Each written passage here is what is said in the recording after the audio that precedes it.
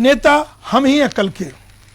भाजपा का एक और नेता या यूं कहें कि नेत्री जो प्रवक्ता हैं, पार्टी की तेज तर्राट प्रवक्ता हैं, लेकिन उनके पास और भी जिम्मेदारी है।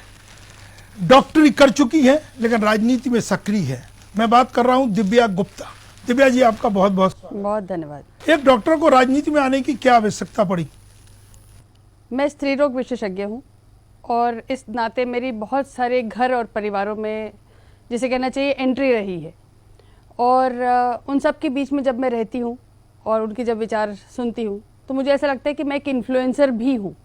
मैं इन परिवारों का कहीं ना कहीं कुछ ना कुछ एक, चाहे चिकित्सा के माध्यम से किसी भी तरह से, मैं उनका हृदय परिवर्तन भी कर सकती हूँ और मैंने हुआ भी है, बहुत सारे ऐसा महसूस भी करा है। तो एक अच्छा तरीका था और मुझे ऐसा लगता है कि अगर हमको सिस्टम थोड़ा सा आगे के आगे जब करना है और एजुकेटेड लोग जब तक नहीं आएंगे तब तक सिस्टम में सुधार नहीं होगा। एक बहुत पुरानी कहावत है, if you want to change the system you have to be in the system. तो अगर आपको कुछ बदलाव लाना है तो सिस्टम के अंदर तो जाना पड़ेगा। किस सिस्टम की बात कर रही हैं आप? किसी भी सिस्टम। भाजपा के सिस्टम की? नहीं। मैं अभी आपको एक बात कहती हूँ, एक शब्द नेता, ऐसा नहीं लगता कि बहुत सारा ओवर यूज्ड और ओवर अब्यूज्ड वर्ड हो गया है? तो दिव्या जी नहीं बोलेंगी कि नेता हम ही हैं कल के? मैं ये बोलूँगी कि मैं आपके साथ हूँ, जैसा कि माननीय प्रधानमंत्री जी बोलते हैं कि मैं आपका सेवक हूँ। तो मैं उसको ये माध्यम मानती हूँ, जरिया मानती हूँ कि मैं कुछ काम सिस्टम में रह के बहुत अच्छे से करवा सकती हूँ, जो शायद नहीं पहुँच पाते होंगे या जा कहीं कुछ त्रुटियाँ रह जाती होंगी या कुछ पिटफॉल्स रह जाती होंगी। लेकिन एक महिला होने के नाते, एक डॉक्टर होने के नाते, एक पढ़ा लिखा इंसान होने के नाते, क्या ऐसा हो सकता है कि हम उस सिस्टम को थोड़े और अच्छे ढंग से, सुलझे हुए ढंग से हासिल कर सके? एक डॉक्टर के नाते आपने कहा कि सेवा कर रहे हैं, लोगों से जुड़ रहे हैं, तो एक माध्यम आप बन रही हैं। तो सियासत में ये सेवा भाव आपको एक नई दिशा दे सकता है, दूसरों के मुकाबले अलग खड़ा कर सकता है, एक नई पहचान दे सकता है। बिल्कुल दे सकते। तो ये महत्वाकांक्षाएं हैं दिव्या गुप्ता की? नहीं, महत्वाकांक्षा बिल्कुल नहीं है, लेकिन ये फिर मैं आपसे कह रही हूँ, वैसे महत्वाकांक्षा होना कोई बुरी बात भी नहीं है, तो वो अच्छी बात है। लेकिन महत्वाकांक्षा होके ओवर कॉन्फिडेंस होना, दंभी होना, ये गलत बात है। लेकिन क्या मैं उसका उपयोग कर सकती हूँ, सदुपयोग कर सकती हूँ? हाँ, मैं कर सकती हूँ और करना भी चाहूंगी। तो ये आत्मविश्वास है और सजग और सतर्क हैं दिव्या। चुनौती क्या है? कोई चुनौती नहीं है, मैदान साफ है। अपना काम करते रहिए, सतत करते रहिए, पार्टी जहाँ कह रही है वहाँ खड़े रहिए और अपना काम बिल्कुल अच्छे प्रहरी के साथ, अच्छे कार्यकर्ता की तरह करते रहिए। तो इस डॉक्टर के पास प्रवक्ता की जिम्मेदारी के अलावा डिफेंस से जुड़ी भी एक महत्वपूर्ण जिम्मेदारी है, उसका सियासत से क्या लेने देना? वो तो अति गोपनीय है। कौन सी जिम्मेदारी निभा रही हैं आप? अभी हाल ही में हिंदुस्तान एरोनॉटिक्स लिमिटेड, जो ऐसा कहना चाहिए कि हिंदुस्तान की नवरत्न कंपनी PSU, वो कंपनी है। बहुत दुख की बात यह थी कि पिछले 70 वर्षों में के पतन काल, जो कांग्रेस का एक पतन काल रहा, उसमें हिंदुस्तान एरोनॉटिक्स लिमिटेड को धीरे धीरे धीरे शनै शनै बंद होने की कगार पर लाके खड़ा कर दिया गया था। 2014 में एक उसका नया उदय हुआ और तब हम आत्मनिर्भर के रूप में आगे बढ़ाते लेकर गए और तब तेजस, जो हमारा फाइटर पायलट और प्लेन है, उसका निर्माण हम जानते हैं कि हिंदुस्तान एरोनॉटिक्स में ही होता है। और बहुत गर्व की बात है कि यहाँ पर अब एक इंडिपेंडेंट डायरेक्टर के रूप में मुझे पद। यही हिंदुस्तान एरोनॉटिक वही है जिसमें राफेल को एक काम मिला था और खूब सियासत हुई है, सियासत फिर उससे हटा दिया गया, बहुत सारी हुई, फिर एक दूसरे उद्योगपति को जिम्मेदारी दी जाती है। उसका उससे कोई लेना देना नहीं था, ये सिर्फ माननीय राहुल। आपने कहा ना कि 14 के बाद एक पहचान दूसरी मिल रही है जी। चलिए, ये देश हित में गंभीर मामला है। मुझे लगता है कि ना मुझे सवाल पूछना चाहिए, ना मुझे उसके बताना, और ना आप जवाब देंगी। नहीं, मुझे जवाब इसलिए नहीं देना। नहीं, ऊपरी सतह पे मैं आपको बता सकती हूँ कि जितनी उसके ऊपर मीडिया या पेपर या राहुल गांधी जी ने जितनी राजनीति करनी थी वो कर ली, लेकिन वो सब बेमानी थी, क्योंकि अब चूंकि मैं और अंदर जा चुकी हूँ, मुझे और बहुत सारी चीज़ें पता हैं, और चूंकि ये अब रक्षा का महत्व वाला एक PSU है, तो इसमें हम बहुत सारी चीज़ें डिस्क्लोज नहीं कर सकते। लेकिन इतना ज़रूर कहना चाहूँगी कि इससे ज़्यादा बेकार विषय पर राजनीति राहुल गांधी नहीं कर सकते थे, जो उनको नहीं करनी चाहिए थी, जो राष्ट्र हित में बिल्कुल नहीं था। अब वो भी जब रक्षा का मामला हो, बहुत सारा। तो मुझे लगता है कि कुछ मामले ऐसे हैं जिस पर राजनीति नहीं होनी चाहिए, वो इसलिए क्योंकि जब हम देश की बात करते हैं तब इस तरह की एक राजनीति से जुड़ी महिला को ये जिम्मेदारी डायरेक्टर की दी जा सकती है, लेकिन राजनीति नहीं होना चाहिए इस विषय पर। ये बात कुछ गले नहीं उतरी। नहीं, क्यों नहीं होना चाहिए? आप देखिए, कुछ विषय, जैसे मान लीजिए सैनिक, जैसे मान लीजिए बॉर्डर, जैसे मान लीजिए रक्षा सौदा, जिस रक्षा सौदे में हम जानते हैं कि हेलीकॉप्टर्स, कितने हेलीकॉप्टर्स में कांग्रेस ने क्या क्या घूस ली, या बोफोर्स कांड में कितने ली। तो आप सब बहुत बारीक नजर अब रखे हुए तो खैर तब भी थी, मैं अपने आप को ये सब कैसे संभव होगा? प्रवक्ता होने के बाद ये जिम्मेदारी मिलती है? नहीं, उसका उससे कोई लेना देना नहीं है। फिर ये जिम्मेदारी दिव्या गुप्ता को ही क्यों? ये तो मुझे लगता है कि माननीय प्रधानमंत्री जी और माननीय अमित शाह जी, या मुझे लगता है और ऊपर से अगर कहीं जाए तो प्रेसिडेंट का लेटर आता है जो मुझे इन्फॉर्म करता है, और रक्षा मंत्रालय। इस भरोसे की वजह क्या है? सिर्फ योग्यता? मुझे लगता है कि थोड़ा सा एक पारिवारिक परिवेश तो आपका संघ से जुड़ा है। वो संघ की पृष्ठभूमि आपकी ताकत है। मुझे लगता है संघ की पृष्ठभूमि होना, संस्कार होना, पार्टी का कर्मठ कार्यकर्ता होना और चुपचाप अपने काम को करते जाना, ये बहुत सारी चीजें हैं जो लगता है कि पार्टी इसका आकलन करती है। पिताजी की संघ में क्या भूमिका रही है? अगर पिताजी को कहूं कि मैं ओरिजिनल थिंक टैंक थे, तो वो ओरिजिनल थिंक टैंक। किस दौर की बात है? थोड़ा सा पूरा विस्तार से बताइए। माननीय परम पूज्य संघचालक जी जब माननीय सुदर्शन जी थे, तब उसके बहुत पहले सुदर्शन जी इंदौर में जब रहा करा करते थे, तो मुझे लगता है मैं उनकी गोद में पली बड़ी खेली हूँ, और तब मुझे नहीं पता था कि वो भविष्य में संघचालक जी बनने वाले हैं। मेरे लिए वो काका थे और काका ही रहे सारी उम्र। और वो उसके संघचालक बनने के बाद भी जब घर आया करते थे, तब भी भोजन करते थे, तो तब भी हम ऐसे हंस खेल की बात करते थे। तब मैंने कभी जोड़ा नहीं था कि मैं उनके ऐसा कुछ कभी मैं राजनीति में कदम रखूंगी और 2+2=4। और पिताजी उनके साथ कदमताल कर रहे थे, किस भूमिका में कर रहे थे? पिताजी डॉक्टर ओम नागपाल, और वो अखिल भारतीय विद्यार्थी परिषद के बड़ा नाम है ये। जी मेरा सौभाग्य है। और तब पिताजी अखिल भारतीय विद्यार्थी परिषद के अध्यक्ष रहे, और तब ये माननीय जितने गणमान्य अभी हम ऊपर नाम देख रहे हैं, वो चाहे वो जेटली जी हों, चाहे माननीय मोदी जी हों, चाहे सब लोग हों, वो उनके जूनियर तब जब वो बैठक लिया करा करते थे, तो वो सब नीचे बैठते थे और पिताजी ऊपर। तो राजनीति में आने की जो रास्ते खुले हैं वो प्रेरणा स्रोत पिताजी ही है।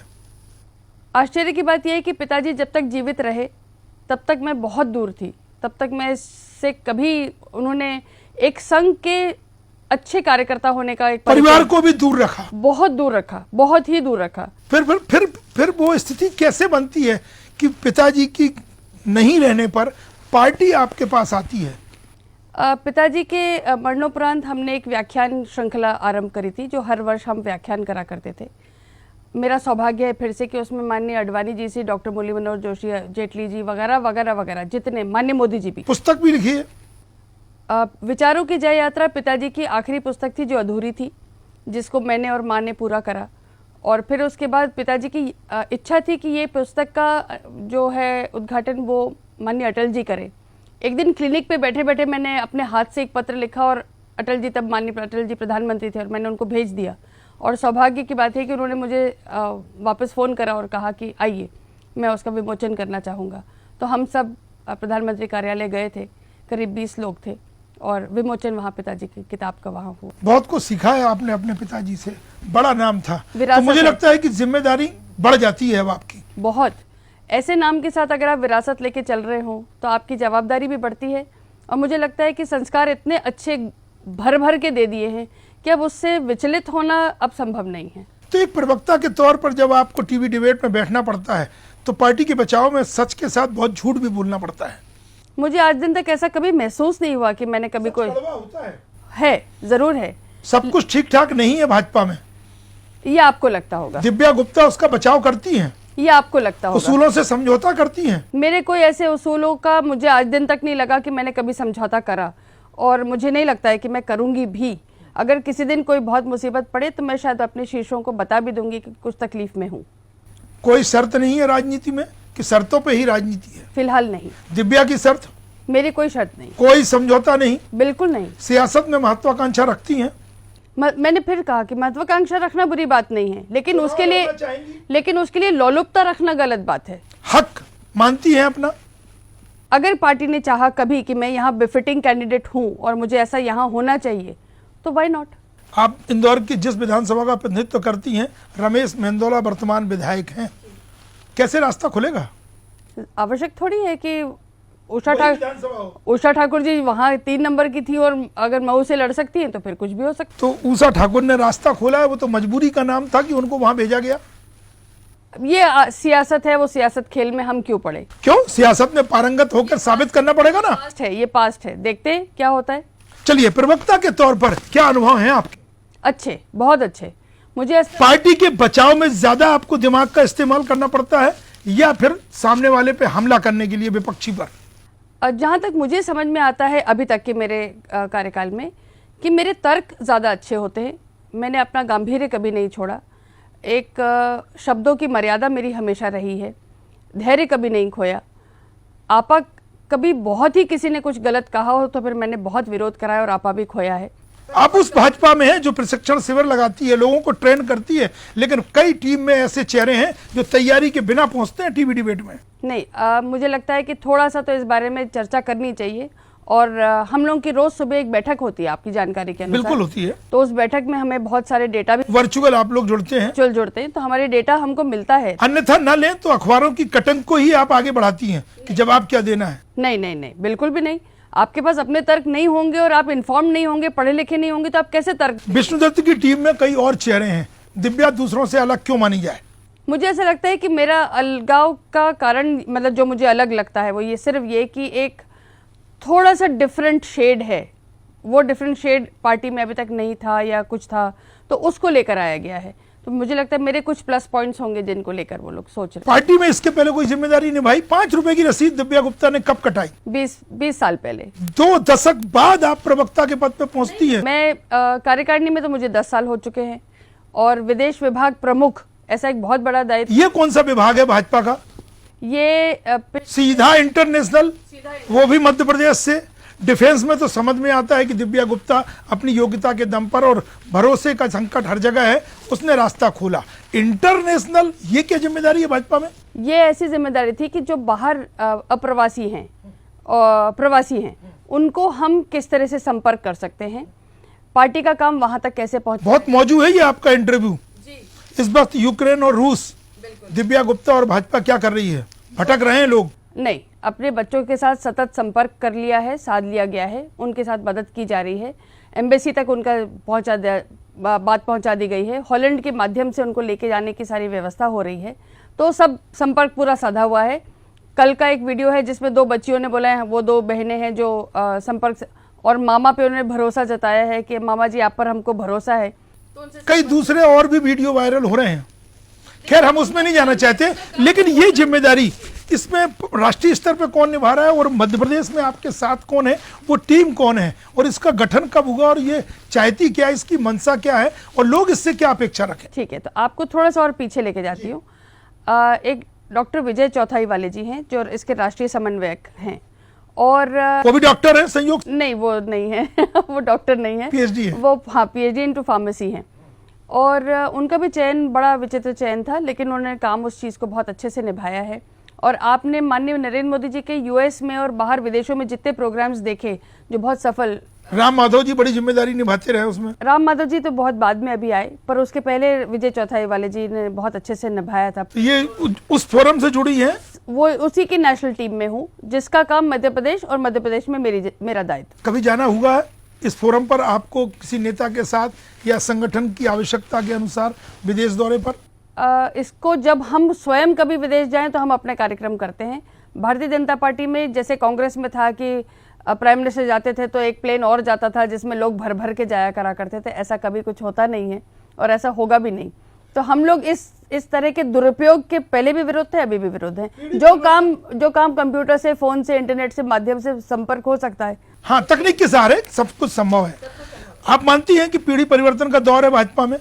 होना भी चाहिए। ये आपके लिए संभावनाएं हैं या फिर वाकई में एक नई मुसीबत और नई चुनौती है कि आपकी एंट्री और पीढ़ी परिवर्तन का दौर, आप किस पीढ़ी के साथ अपने आप को देखना चाहती हैं? पुरानी 2 दशक पहले रसीद कटवाने वाली या एक विष्णुदत्त की नई टीम जिसने आपको मौका दिया?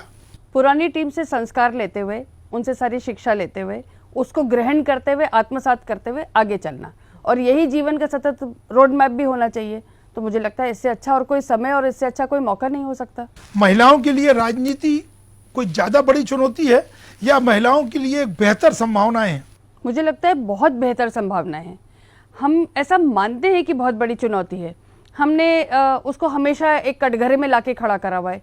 लेकिन अगर आपके पास सब्सटेंस है, काबिलियत है, आपकी नीयत अच्छी है, तो मुझे लगता है कि पहचान मिलती है। प्रियंका गांधी के उस नारे से कितना इत्तेफाक रखती हूँ, लड़की हूँ लड़ सकती हूँ, दिव्या गुप्ता मानती है ये? आपकी जानकारी के लिए एक और चीज़ बता दूं, मैं एक संस्था चलाती हूँ महिलाओं के लिए जिसका नाम है ज्वाला। और ज्वाला पिछले नाम ही खतरनाक है, कब फट जाए। 440 का वोल्ट कब लगने ज्वालामुखी। तो पिछले 10 वर्षों से हम सतत काम कर रहे हैं और ये महिलाओं के क्षेत्र में। और मैं निर्भया से थोड़ा सा पहले इसका आरंभ हुआ था और निर्भया तक आते आते वो पूरा बन ही गया। दिव्या जी, कितनी जिम्मेदारी आप निभा रही हैं। मुझे लगता है कि भाजपा सही ठिकाना है आपका। संघ की पृष्ठभूमि, डिफेंस जो मौजूद है इस वक्त विषय, फिर डॉक्टर वो भी महिला, और फिर ये ज्वाला एक सामाजिक सरोकार के मोर्चे पर भी आप आगे बढ़ रही हैं। किसमें ज़्यादा संतुष्ट नजर आती हैं आप, कौन सी भूमिका में? हाँ, ये अच्छी बात है। मुझे ऐसा लगता है कि इन सब का समग्र अगर मैं एक सम टोटल करती हूँ तो मुझे फिर वही बात आके लगती है कि यदि मौका होता है तो राजनीति से अच्छा कोई आप सिस्टम में यदि होते हैं तो बहुत अच्छा आप फायदा। तो लगता नहीं कि बेकार में एमबीबीएस की है, सीधे राजनीति में आना चाहिए। पढ़ाई लिखाई करने का कितना फायदा था। कुछ ऐसे भी विषय और ऐसे फोरम हैं जहां से आगे बढ़ती तो राजनीति में कुछ और ज्यादा पारंगत हो जाती। मुझे ऐसा लगता है कि बहुत अच्छा रहा कि मैं स्त्री रोग विशेषज्ञ हूँ। बताइए, एक महिलाओं की समस्याओं को बखूबी जानती हैं, तो इसलिए अब पार्टी में आप चाहती हैं कि महिला वाली विंग से ही आपका बेहतर उपयोग हो। देखिए, एक महिला मोर्चा भी है भाजपा में। मुझे लगता है कि हम लोग महिला मोर्चा की जगह एक उससे आगे निकल गई है उससे आगे, हाँ, उससे आगे निकल गई है उससे आगे सोच रखनी चाहिए। हम महिला है इसलिए महिला मोर्चे में रहेगी ऐसा क्यों सोचते हैं? क्यों नहीं महिला एक पुरुष के साथ खड़े होकर भी कुछ कदम ताल करके कुछ आगे काम कर सकती है? तो ये नजीर तो अब दिव्या गुप्ता को पेश करना है। हाँ, तो मैं तो कर ही रही हूँ, उसी काम में लगी हुई हूँ। मैंने कब अपने आप को सीमित और गठित करा कि नहीं मैं सिर्फ महिला मोर्चा में ही रहूंगी और वही मेरा एक सिक्योर डिवीजन है, ऐसा मैंने नहीं चाहा। प्रवक्ता की भूमिका तो आपको बांध के रखती है ना। मैं अच्छा मतलब उसको अगर अच्छे से निभा रही हूँ तो उसमें क्या दिक्कत है? बांधे में तो नहीं है। लेकिन जो सेवा आप डॉक्टर के रहते महिलाओं के बीच जाके कर रही थी, तो प्रवक्ता के तौर पे तो आप प्रदेश के मिजाज को समझने का मौका नहीं मिलेगा ना। टीवी पे बैठा देंगे कि लड़िए पार्टी के लिए। नहीं, मैं मतलब उसमें तो कोई दिक्कत है ही नहीं ना। जब मुझे पार्टी का काम करना है तो मैं शाम को पार्टी के डिबेट में बैठ जाती हूँ। छोटी सी एक जिम्मेदारी ऐसी नहीं होना चाहिए दिव्या के पास? इतनी अनुभवी, एक ललक, कुछ कर गुजरने की एक ललक रखती है कि पार्टी कोई ऐसी जिम्मेदारी दे जिसमें आप महिलाओं और महिलाओं से आगे जनता के बीच जाएं, कार्यकर्ताओं के बीच में एक मिसाल पैदा करें। तो ये पार्टी की सोच है, पार्टी अपने आप सोचेगी, जब उसको सोचना होगा अच्छा सोचेगी।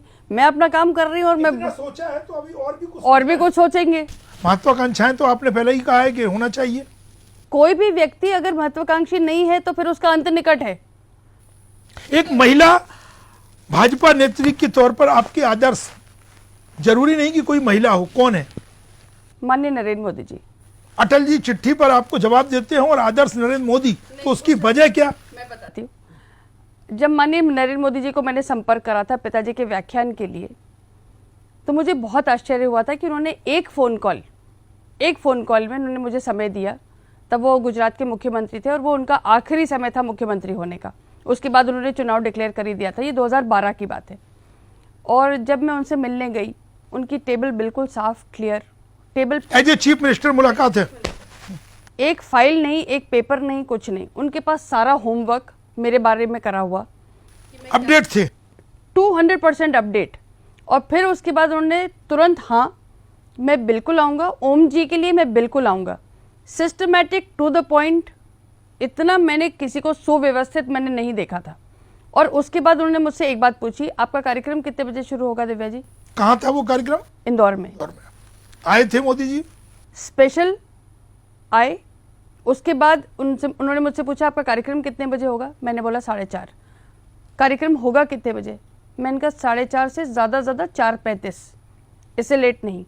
बोले अच्छा ठीक है, मैं 4:30 पहुंच जाऊंगा। दिव्या जी, पिताजी की जो पृष्ठभूमि है, जो जिम्मेदारी निभा रहे थे संघ में, मोदी जी भी प्रचारक हैं, मध्य प्रदेश के प्रभारी रहे, इंदौर भी उनके दौरे उस समय हुए हैं, तब कोई मुलाकात नहीं हुई? कभी भी नहीं। मोदी जी को नहीं जानते थे? कभी भी नहीं। मैंने कहा ना, पिताजी ने। पहली बार मोदी जी को आपने कब समझा? पिताजी की पुस्तक के विमोचन के मौके पर, या इस प्रतिभा को पहले से ही आप देख रही थी कि ये संभावनाओं बहुत छुपी हुई हैं? जब गुजरात के मुख्यमंत्री थे तब किसने नहीं सुना था उनके बारे में, और किसने नहीं जाना था कि उन्होंने क्या क्या झंडे नहीं गाड़े हैं। तो जब उनका व्याख्यान था तब राजनीतिक विषय पर व्याख्यान नहीं था, तब संघीय ढांचे पर उन्होंने व्याख्यान दिया था। जब उन्होंने अपना बात आपको भाग गई थी जब उनका उद्बोधन हुआ। उन्होंने संघीय ढांचे को जिस तरह से डिफाइन करा और जिस तरह से उन्होंने उसका समझाया कि संघीय होने के बावजूद हम राष्ट्र के लिए किस तरह से काम कर सकते हैं, ये बहुत अद्भुत। संघीय ढांचे पर अब सवाल खड़े हो रहे हैं व्यवस्था। मुझे मालूम है। हाँ, अब वो राज्य के मुख्यमंत्री से जब प्रधानमंत्री हैं तो उसी ढांचे पर सवाल खड़े हो रहे हैं। नहीं, पर राहुल गांधी का विश्लेषण बहुत ही गिरा हुआ और बहुत ही निम्न स्तर का था। उस या तो उनको समझ में नहीं आया कि संघीय ढांचा है क्या, मतलब वो यूएसए के स्तर पर अगर इसको संघीय ढांचा बनाने में लगे हुए हैं तो इसलिए वैसे भी उनकी सोच पर। तो राजनीति में आदर्श कौन है दिव्या गुप्ता? मैंने कहा माननीय नरेंद्र मोदी, नरेंद्र मोदी, नरेंद्र मोदी, वही स्वीट टिक जाती है। कोई महिला क्यों नहीं? नहीं, क्योंकि मैंने इनको बहुत करीब से देख लिया, मैंने इनको बहुत करीब से देख। शायद सुषमा जी होती, लेकिन तब मैं उतना संपर्क में नहीं आ पाई। बतौर प्रवक्ता आपका आदर्श? बतौर प्रवक्ता भाजपा में कई चर्चे हैं। सुधांशु जी हैं, द्विवेदी जी हैं, सुधांशु त्रिवेदी और अब सुधांशु त्रिवेदी और अब मेरे को लगता है संबित पात्रा जी भी हैं और अब शहजाद पूनावाला। हाँ, किसने ज्यादा आपको प्रभावित किया? एक आनंद रंगनाथन भी मुझे बहुत अच्छे लगते हैं, जिनके डिबेट्स मेरे को सुनने में बड़ा मजा आता है, तो वो भी बहुत अच्छे। खैर वो भाजपा। आजकल की डिबेट से आप कितना इत्तेफाक रखती हैं? दो बैठ जाते हैं, किस पार्टी का उस पार्टी का, फिर कहते हैं लोग फिर एक दूसरे को सिर्फ बताते रहिए। अपनी बात कहने के लिए बहुत मेहनत करना पड़ती होगी। नहीं, लगता है मुद्दों से भटक जाती हैं कभी कभी। मैं आप बतौर प्रवक्ता जिस तरह की बहस होती है, मैं यही कहती हूँ कि मुझे इस बात को लेकर काफी सेटिस्फैक्शन है कि मैं तार्किक रूप से डिबेट्स में रहती हूँ। क्यों नहीं होगी? क्योंकि तैयारी के साथ जाती हैं। कोशिश यही करती हूँ। तो संघ से भाजपा का सफर इस परिवार को आगे बढ़ा रहा है। भविष्य में चाहेंगे कि चुनावी राजनीति में परिवार आगे बढ़े, वह भी तब जब परिवारवाद एक बड़ा मुद्दा 2023-24 में बनने वाला है। मेरा तो परिवार कुछ है ही नहीं, अभी पिताजी तो बचे नहीं हैं, तो इसलिए कोई है नहीं। मैं तो अभी इकलौती खड़ी हूँ झंडा लेकर, तो अब कुछ होगा तो ये परिवारवाद तो नहीं कहलाएगा डेफिनेटली, पर सिर्फ ये है कि पारिवारिक पृष्ठभूमि जरूर है, संघ की पृष्ठभूमि है। और जब तक पिताजी थे तब तक उन्होंने तो कभी मुझे फ्रंट पे नहीं आने दिया, बल्कि वो तो कहा करते थे कहीं जाके कह दोगी कि मैं डॉक्टर नागपाल की बेटी हूँ तो मैं डिसोन कर दूंगा तुमको। बड़ा नाम है, बड़ी जिम्मेदारी आपको बढ़ जाती है। मैं बार बार इस बात को कह रहा हूँ। कॉलेज लाइफ का कोई किस्सा राजनीति से किस मतलब सोचने को मजबूर हुआ हो कि कुछ और करना चाहिए, कहाँ MBBS कर रही है? नहीं, कभी भी नहीं। उस वक्त ध्येय यही था? सोचा ही नहीं था। एक डॉक्टर ने ये सोचा था कि प्रवक्ता बनेगी? कभी भी नहीं, कभी विचार ही नहीं आया। ये परिस्थितियां क्या बनी जो आप वाकई में बार बार पूछ रहा हूँ कि प्रवक्ता बनना, और आपने समझौता किया है इस पे? बिल्कुल समझौता, कुछ हासिल किया है? नहीं, बिल्कुल समझौता नहीं, कहीं कोई समझौता नहीं है। जैसे मैंने कहा कि जब व्याख्यान शुरू करा और सबसे संपर्क आता चला गया तो धीरे धीरे सबके नजरों में शायद आती चली गई और धीरे धीरे वो। तो सियासत में नई संभावनाओं को तलाश रही है दिव्या गुप्ता, कोई उसमें छुपाने की कोई वजह नहीं है? बिल्कुल कोई वजह नहीं है। तो अगली अपेक्षाएं पार्टी से क्या रखती हैं? सीधा टिकट या कोई और नई जिम्मेदारी? बहुत आपको सुनकर आश्चर्य होगा कि मेरी कोई अपेक्षा नहीं है, लेकिन यदि पार्टी को लगेगा कि अगर हाँ या यदि लगाकर क्यों? हक नहीं बनता है?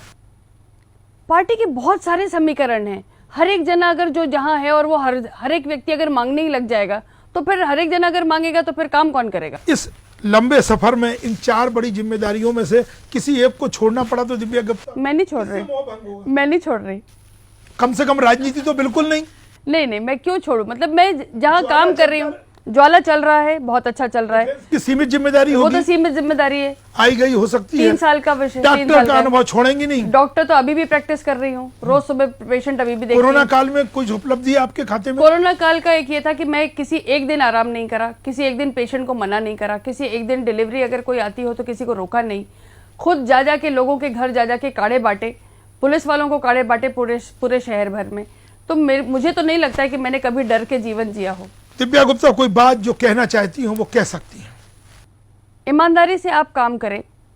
ईमानदारी सिर्फ पैसे की नहीं होती, मुझे लगता है काम की ईमानदारी बहुत बड़ी ईमानदारी होती। ईमानदारी एक पूंजी है, लेकिन सियासत में समझौते करना पड़ते हैं। समझौते उस हद तक जिस हद तक आपकी जमीर न मरे। स्वाभिमान को कोई समझौता नहीं। तो हमारी शुभकामनाएं दिव्या जी। बहुत धन्यवाद। दिव्या गुप्ता टीवी का एक और बड़ा चेहरा जिसने काम के दम पर अपनी पहचान बनाई है। बहुत कुछ है योगदान परिवार का या उनका अलग अलग भूमिका में, लेकिन सियासत में हाथ आजमाना चाहती है, लेकिन पार्टी की दृष्टि उन पर पड़े, काम बोलता है, इस उसूल के साथ आगे बढ़ रही है। बहुत बहुत धन्यवाद दिव्या जी। बहुत धन्यवाद।